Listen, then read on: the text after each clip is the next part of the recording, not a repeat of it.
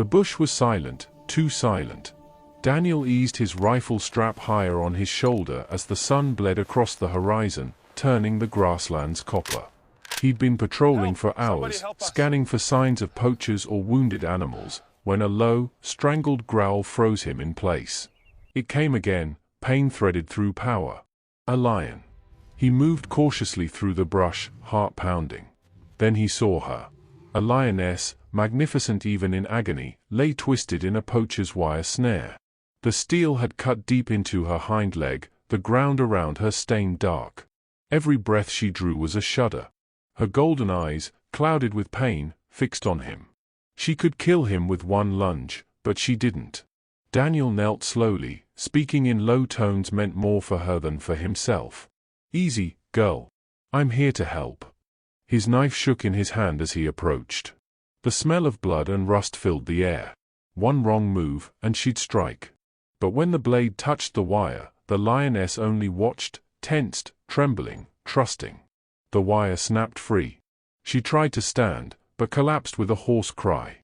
Daniel dropped his rifle and pressed his jacket over the wound, his hands slick with blood.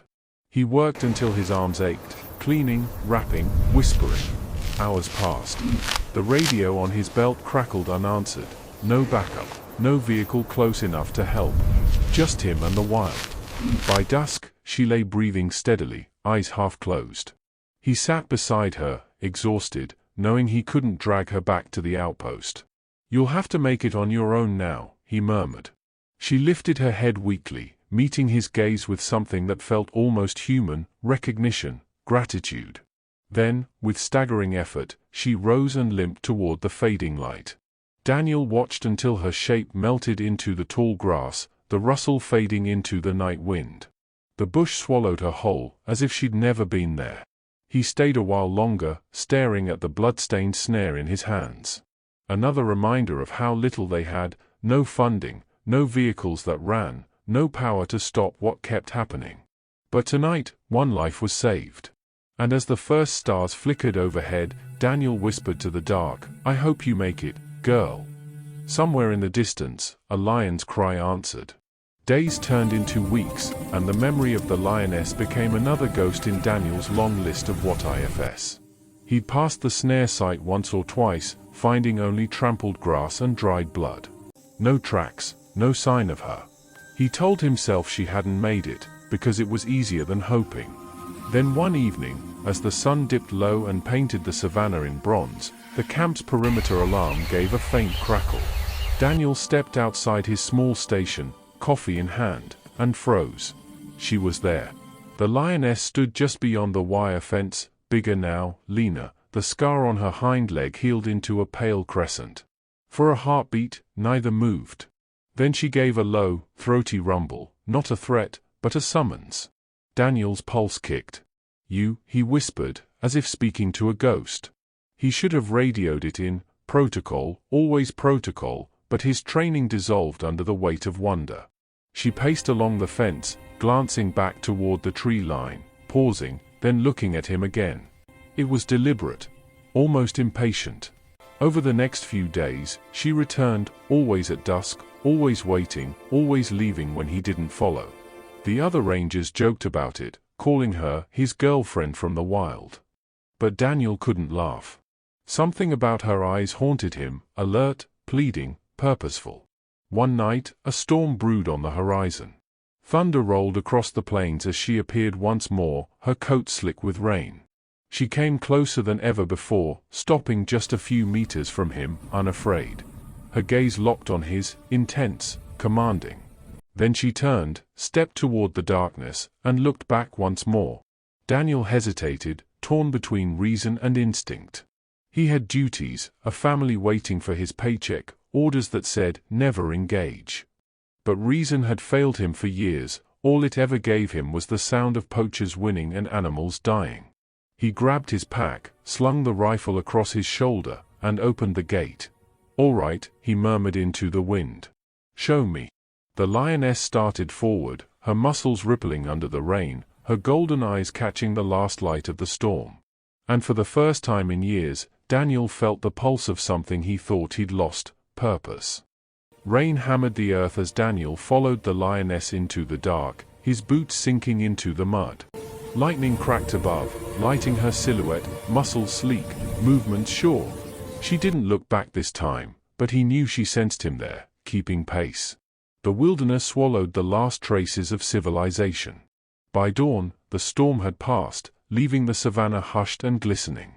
Mist rose off the tall grass like breath. Daniel's legs ached, his canteen half empty, but the lioness moved with relentless certainty. Every few hundred meters she'd pause, ears twitching, scanning the horizon before pressing on. Hours blurred into a rhythm, step, breath, watch, follow. The heat built. Flies buzzed. Somewhere distant, hyenas laughed. Once, a pair of vultures circled overhead, trailing them like shadows. Daniel tightened his grip on the rifle, every instinct alive again. He wasn't a desk ranger anymore. He was back where he belonged, inside the wild heartbeat of Africa. Around midday, they reached a stretch of dry riverbed littered with bones. A warning. The lioness stopped, sniffing the air. A faint growl rippled through her chest. Daniel froze as movement flickered in the brush, a lone hyena, then another. He raised his rifle, ready, but before he could act, the lioness surged forward with a thunderous roar. The scavengers scattered instantly, tails tucked. She turned back to him, eyes sharp, unafraid. Protecting him. He stared, caught between awe and disbelief. "You knew," he whispered. As they pressed deeper, signs of human presence began to surface, empty bullet casings, boot prints half buried by sand, the skeletal frame of an old tent. A burnt-out fire pit. Daniel crouched beside it, tracing the outline of tire tracks. Poachers had been here, and recently. The lioness watched from a ridge, tail flicking, as if urging him onward. The terrain grew steeper. They climbed rocky outcrops, crossed shallow gullies, and wove through acacia groves whispering in the wind. With every step, Daniel's exhaustion mixed with realization, she wasn't wandering. She had a destination. By the time dusk painted the horizon in molten gold, they crested a rise and entered a secluded valley ringed by cliffs. The air was still. The lioness stopped, looking back at him, her breath visible in the fading light. Daniel felt the hairs on his neck rise. Something was buried here, something she wanted him to see. The lioness halted in the valley's stillness, her gaze fixed on a patch of earth shaded beneath a fallen acacia. Daniel caught up, chest heaving, every sense taut. The air here was heavier, thick with the scent of soil, decay, and something else. She circled the spot, pouring at the ground with quiet urgency, then stopped and looked straight at him. Daniel frowned, stepping closer. The dirt was uneven, freshly turned though no rain had fallen here in days.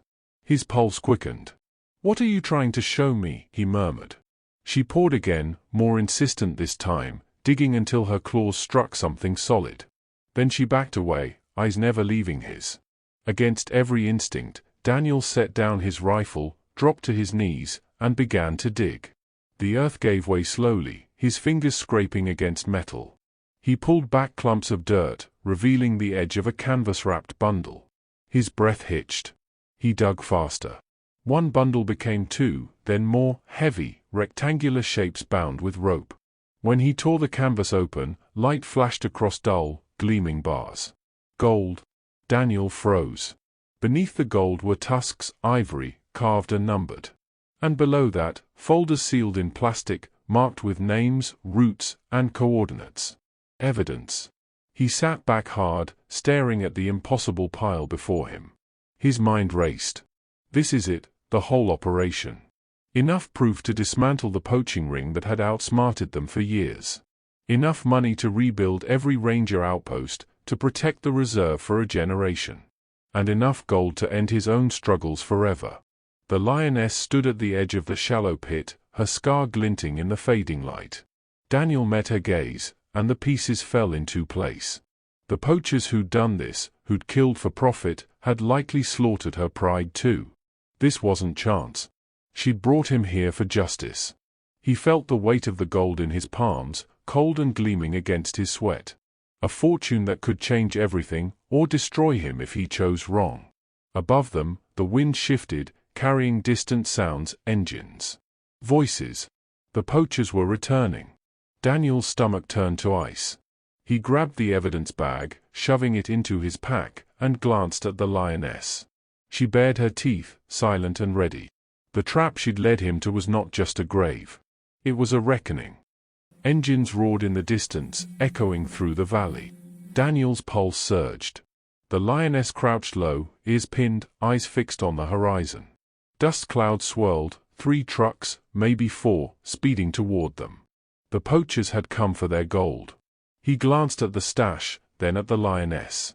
"We're out of time," he whispered.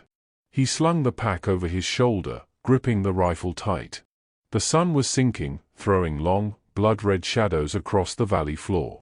When the first truck crested the ridge, Daniel fired a warning shot into the air. The echo rattled through the cliffs. Chaos erupted, shouts, gunfire, the screech of brakes. The lioness roared, leaping from cover, scattering the men in panic. In that instant, Daniel sprinted for higher ground, weaving between rocks, every heartbeat thunder in his ears. He reached a ridge, ducked behind a boulder, and keyed his radio. "This is Ranger Daniels, Section West, Valley 12. Multiple hostiles, armed, I've got evidence of illegal activity. Need air support now." Static crackled, then a voice answered. "Copy that, Daniel. Hold position. We're coming." He held the line, returning fire just enough to keep them pinned.